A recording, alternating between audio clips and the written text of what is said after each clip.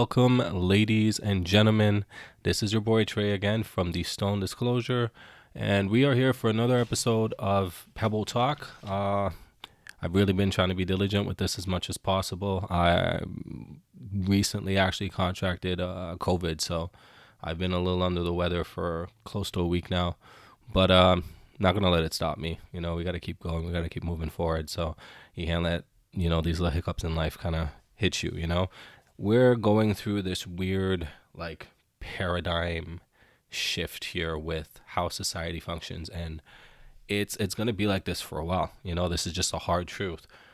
We may have to be like this for another year or 2 years, but it is what it is. We got to keep going. We got to keep pushing forward, and we got to keep building our lives the way we want to kind of build our lives. Now, whether you believe it's real, whether you believe it's fake, whatever your opinion is on it, it's not going away right now. So, we'll tough it out and we'll do it together. That being said, since we're on the topic of the hard truths, there's a lot of these hard truths that a lot of us don't learn till later in life.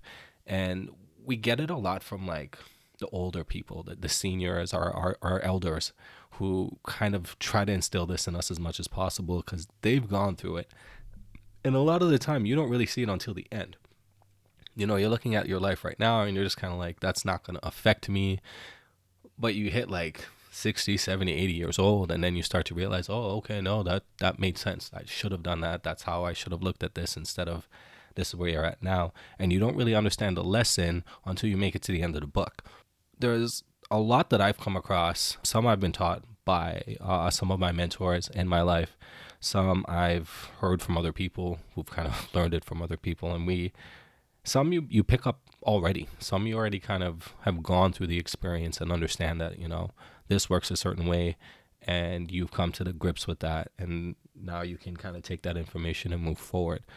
I'm going to try to kind of give some, the ones that I've come across that I found very influential and useful to my life, to see if it'll be influential and useful to anybody else. So if you guys are trying to navigate life, maybe some of these will actually help you out, and they will give some kind of semblance to you learning this lesson now as opposed to you learning this lesson later. And maybe then, you may come across a situation and it doesn't apply now, but it'll apply then. So let's just jump right into it. Not really going to waste a lot of time because I really don't have a lot of energy. I'm kind of dying to pull this off right now. One of the things that I think everybody seems to forget is that we have our insecurities as individuals, but we don't necessarily think that everyone else around us has their insecurities as well.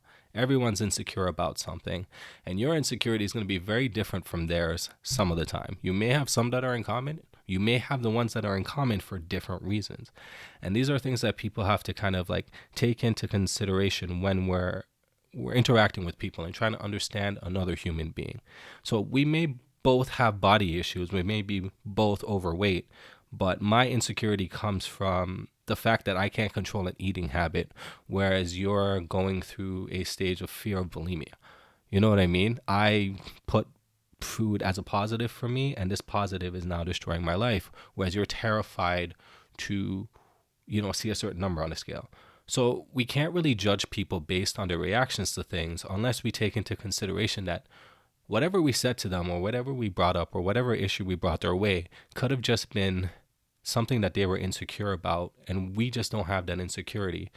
And we're looking at it why are you acting the way you're acting? Why are you making this so serious? But we got to take that into consideration that, we touched on a very soft subject to them and we just don't know it. So moving forward, I hopefully everybody kind of takes it in. It's common sensual in a way, but then we don't really actively think about it because experiences cause trauma, which cause fear. Now, fear is what causes an insecurity. Your inability to change that factor, or the fact that it would be difficult for you to change that aspect of your life and how that's going to affect your life is where that fear really kicks in, and that leads to that negative behavior. So take it into consideration when somebody's being a bit of a pain in the ass for you or causing you any type of hardship based on a situation, because it could just be their own insecurities manifesting and you just don't see that at that time. Another hard truth we got to take in is you will never be 100% sure of any decision in your life. It doesn't matter how simple the decision could be. It could be simply where to eat. It could be what shoes to wear with the outfit that I have on. It could be like, what do I do during my break? You'll never be 110% sure, because no situation is 110% perfect.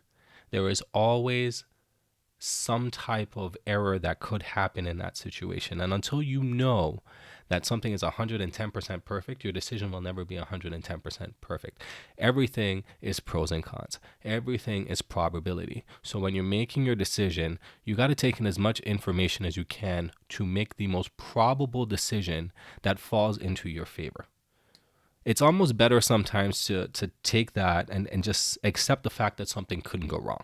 Accept the fact that I'm 75, 80% sure on this decision, that 20% anything can happen, but then you have to deal with it then. You fix it after you've already taken the plunge, after you've already gone through the motions, and whatever experience you gain from what you've already done, you can apply now to fixing that problem later. So don't sit there and be like, oh no, like I can't make this decision yet, I'm not 100% sure. Or whenever somebody says I'm not 100% sure, you let them know, like, you will never be 100% sure. It is impossible. So just keep that in mind. Next time you come across a decision, try kind of looking at it that way. And even the smaller decisions that you make in your life, start small and then work your way up. Now, this one actually hurt me because, like, this was my mentality back in the day, and I had to learn this one the hard way myself. There is always someone better at something than you. You can be the best construction worker that you know. You could be the best basketball player that you know. You could be the best flute player that you know. There is always somebody better than you. And if you think that you're the best, you simply have not met them yet. Now, here's why I say this is dangerous. Because you're forming your entire mentality and your life based on being the best ever. What happens when you come into contact with that person who is better than you, and they've shown that they're better than you? They've shown that, you cannot surpass them in this aspect of life. There goes your life. There goes your purpose. There goes your cause. You now become obsessed with trying to beat this person when you can't.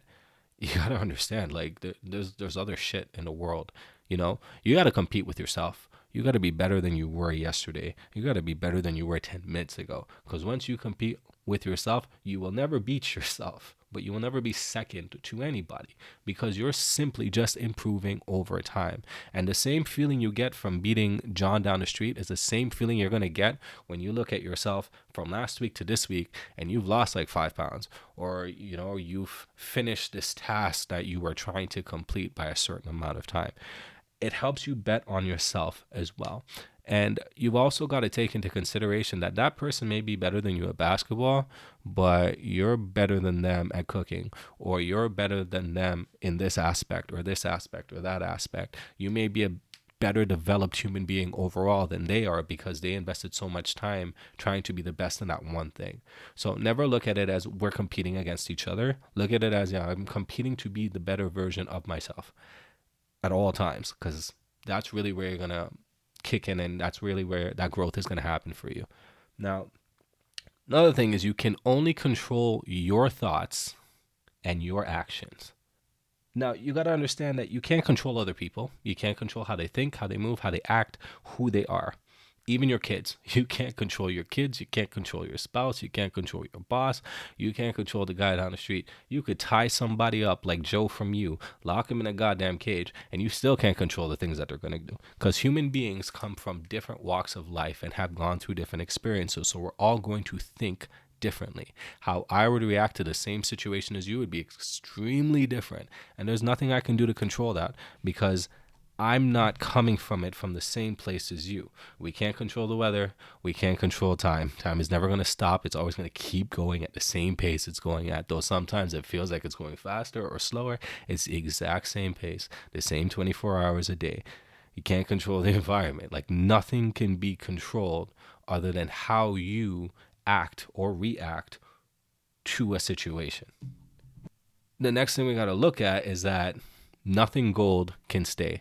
Now, this is one of the favorite lines I've ever heard in my life. It's stuck with me since elementary school. Now, it comes from the book The Outsiders by S.E. Hinton. If anybody's kind of like, oh, where did I hear that from?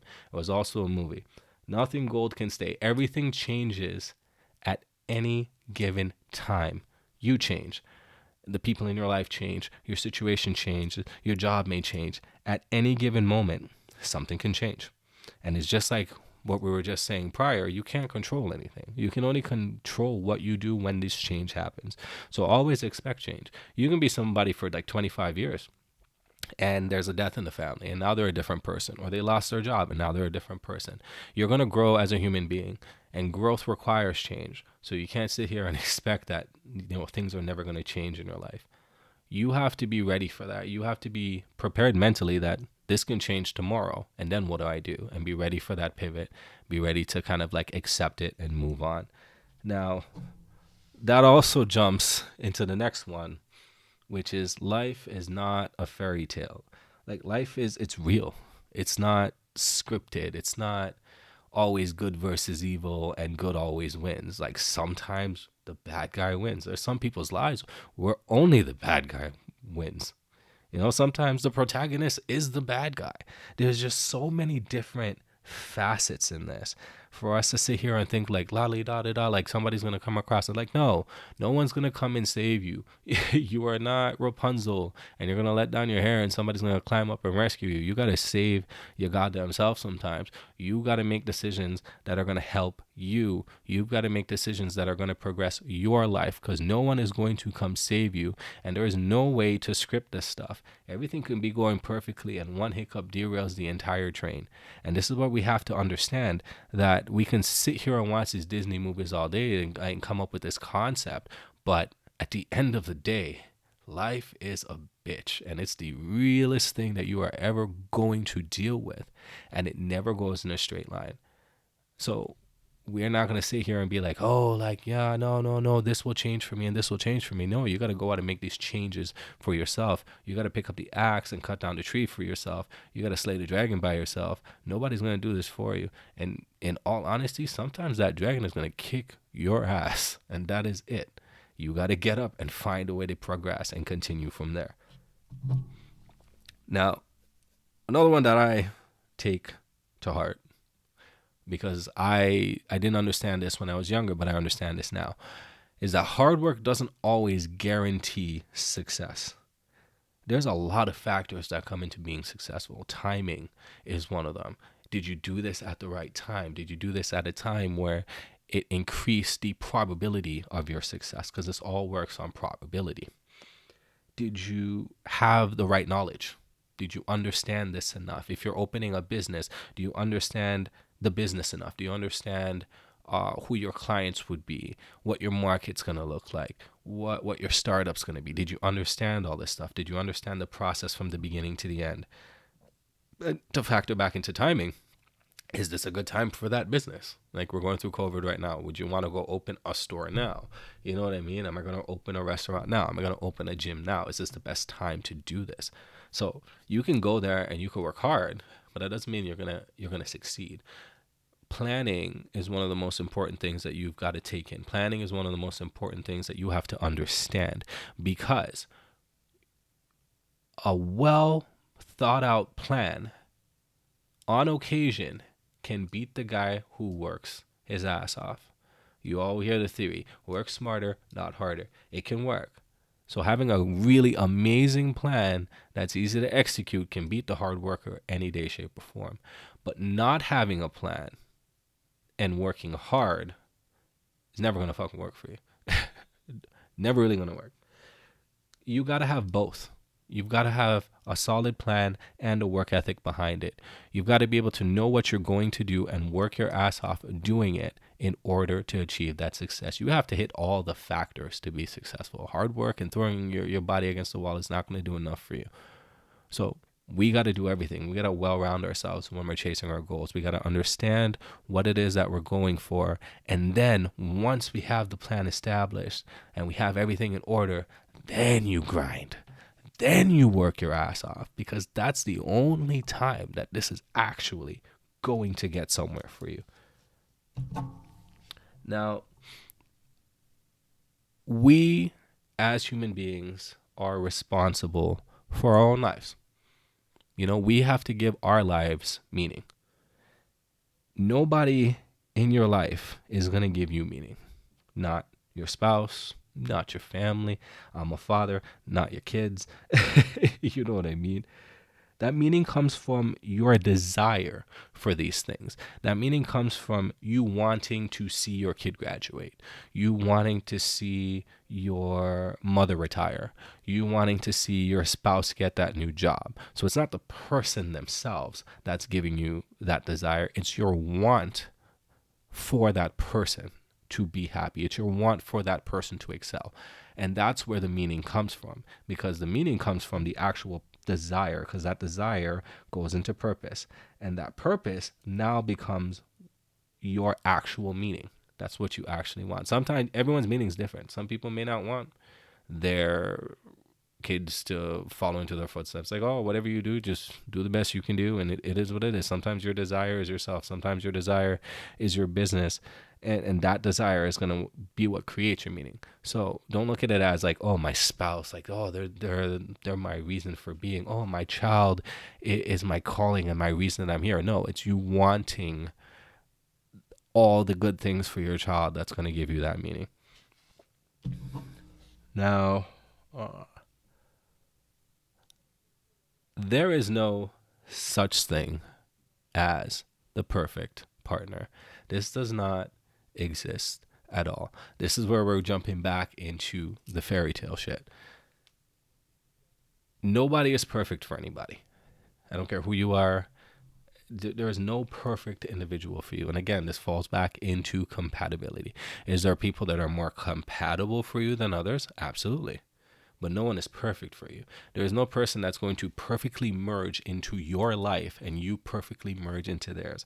If that ever happened, you would never have a fight. You would never have a disagreement. You would never have any issues at all in your relationship. And it wouldn't be based on I am stifling emotions or I am holding things back. It is truly nothing wrong is going on in your lives whatsoever.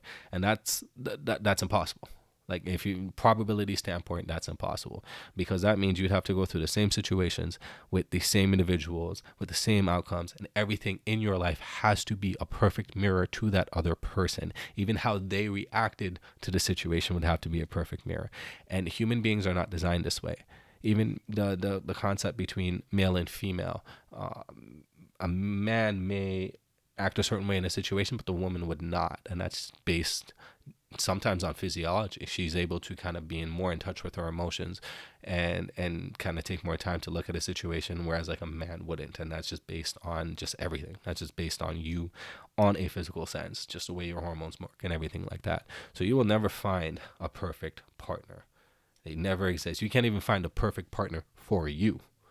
You are going to find the most compatible person, and then whatever challenges arise and come up, then you guys would figure it out together.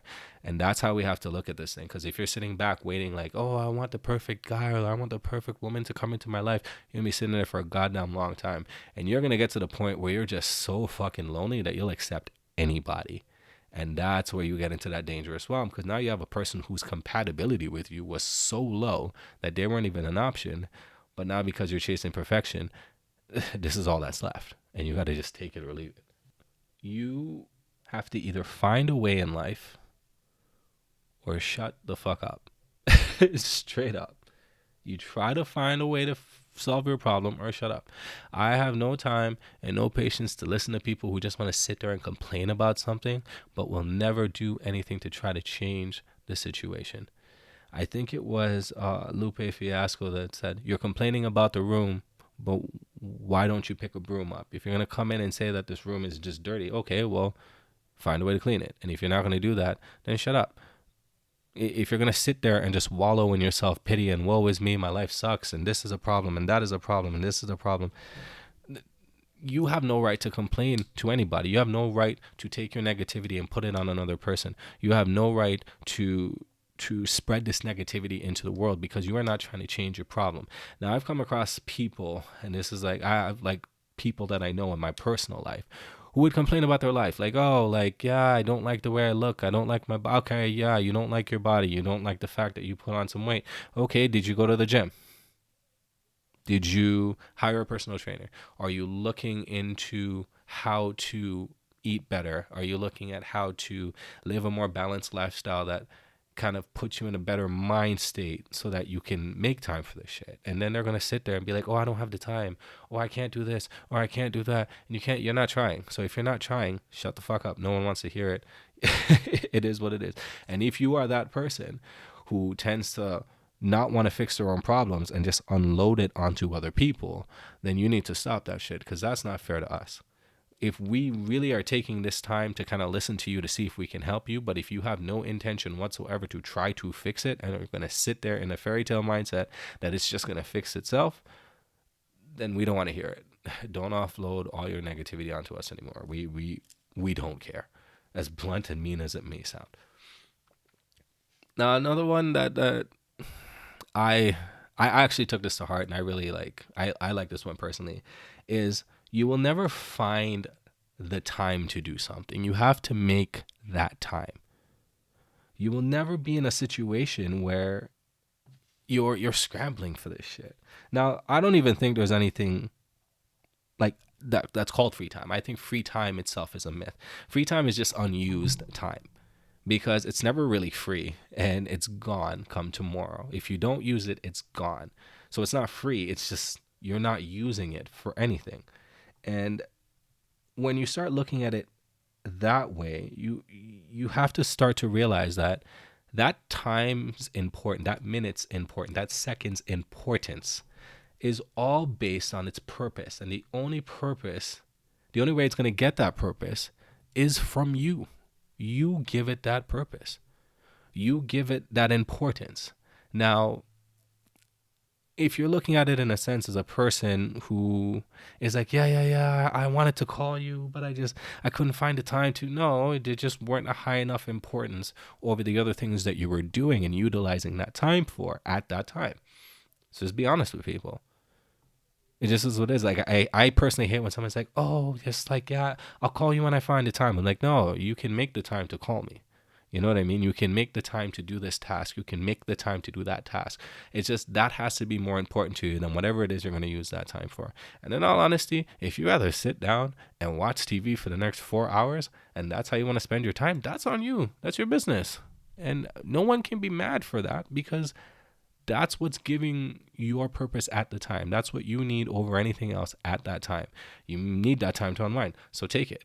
You know what I mean? But don't come and feed people bullshit of like, oh, I have to find the time. No, you're not finding time. You are utilizing that time for something else. So own your shit and move on. Now, to touch on the first point where we talked about how everyone has their insecurity. Is there anybody on here who listens to REM, the band? Everybody Hurts? That's the actual fact. Everybody is hurting from something. Everybody is carrying around baggage. Everybody is carrying around trauma. It is not isolated to just you. Everybody's going through shit. You just don't know. A lot of my friends say they don't know when I'm going through something. And it's not that I don't go through shit.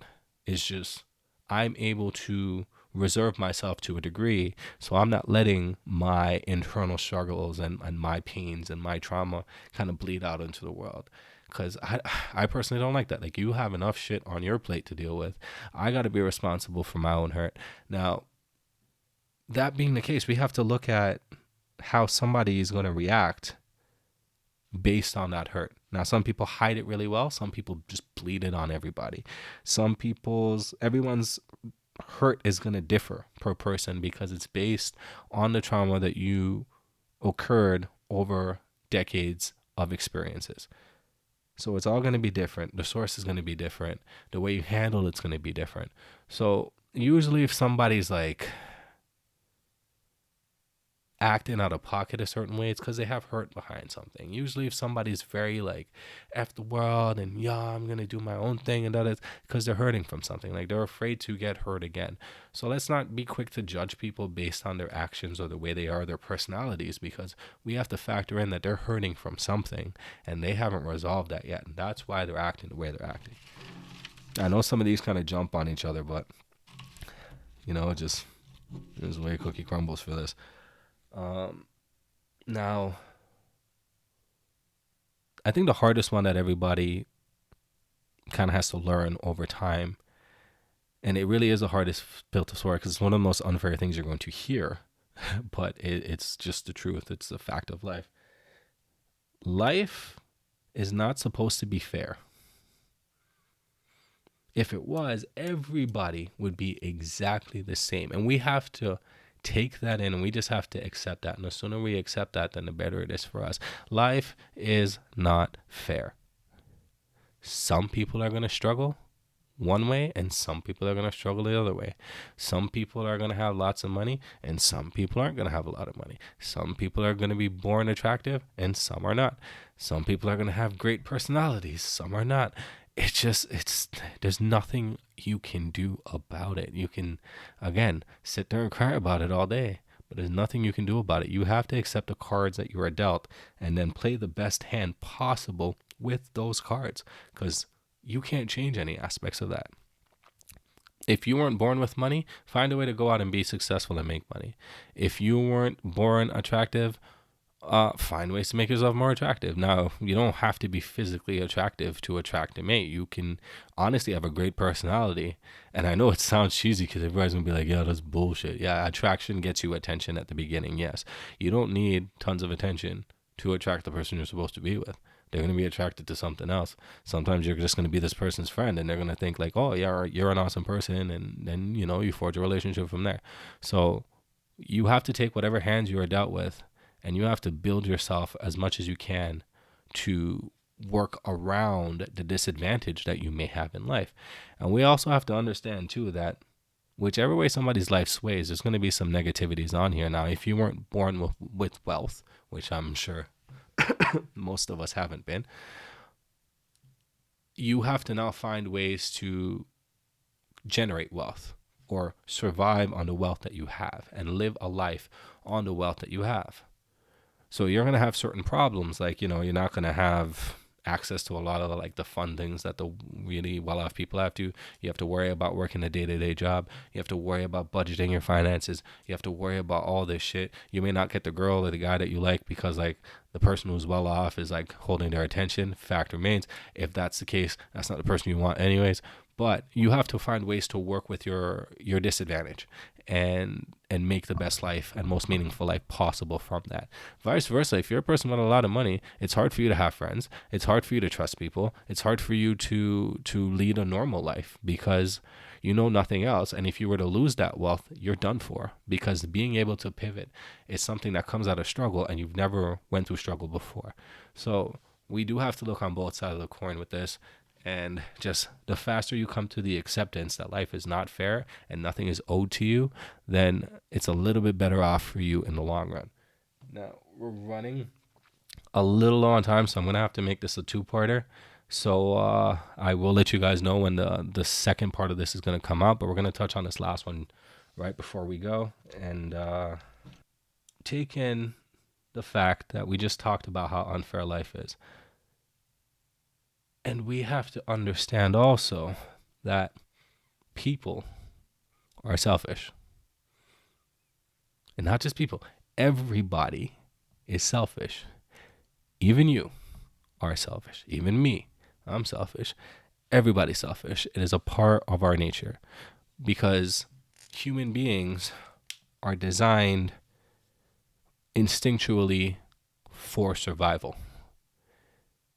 And in nature, if I'm out there and there's only that one bird and I need that one bird to actually live, I'm going to try to catch that bird before you. Straight up, I'm going to try to get it before you. So that way I can make the decision as how the bird is going to be used. Not a lot of people are going to be like, oh, well, let's go collectively catch that bird together and split it. That becomes a conscious decision, but that's a decision that you're accepting based on the fact that you may also lose. And if you lose, that way at least you try to win. But don't think for a second that person's not trying to catch that bird before you so that they can have that power. Everything we do is selfish.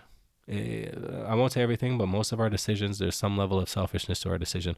Most people aren't going to do something unless there's benefit to their life in some way, shape, or form. Take, for example, charity. You're giving to a charity. You're giving to the homeless person down the street. Yeah, you're giving it to them because they're struggling. Yeah, you're giving it to them because you know they need it and it's something that, they're going to require for their survival, but you also want the self-gratification of it. You want to leave that interaction thinking, wow, I did a good thing for a person. And that's where the selfish nature comes in, because it's not just that you want it to help the person. You want it to feel good by helping the person. If you didn't get that good feeling from helping a person and that gratification, or that person who's looking at you smiling saying, oh, what a nice human being, or this story that now you can tell to your friends, and your friends will be like, wow, you're a really generous human being. If you weren't getting any of that, would you have given it to them? If it was your last dollar, would you have given it to them? If you needed that dollar to get home, would you give it to that person? Now put it in this sense of an example. And so we'll give this example just because it's the only one that can come to my head. You have $3.50, and that $3.50 is your bus fare to get you home. Now you have an hour and a half bus ride to get home, and you come across a person on the street who's homeless and they need $1. They're asking, hey, can you spare me $1? I want to go buy a bottle of water, or I want to go buy this. And that's all you have, that $350. How many of you would give them that $1? Because now you don't have that money to get home. And you walking for an hour and a half bus ride is a 3-hour, maybe 4-hour walk. Because you got to look at yourself like, okay, is this going to decrease my chance of survival? And it will. It'll decrease your chance of survival by helping this person. So you increase theirs by decreasing yours. Not many people are going to say, yeah, I would. Not many people are going to truly in that situation. And some people may say it because in the moment they want to feel gratified and they want to feel like they're a good person. But if you put them in that scenario, I guarantee you maybe 0.9% of people would actually do it. I even doubt that's the percentage, to be honest, but it is what it is. Anyhow, guys, I gotta go. I will be hosting another one of these on, excuse me 1 second, Wednesday, which is January 12th. I'll be doing a part 2 for this. Same time, so 7 p.m. So if you guys want to come out, you want to kind of take it in again, I have no problem doing it again. I hope everybody enjoyed this, because this was actually fun for me. And with that, again, pay attention for part 2. Protect your heart.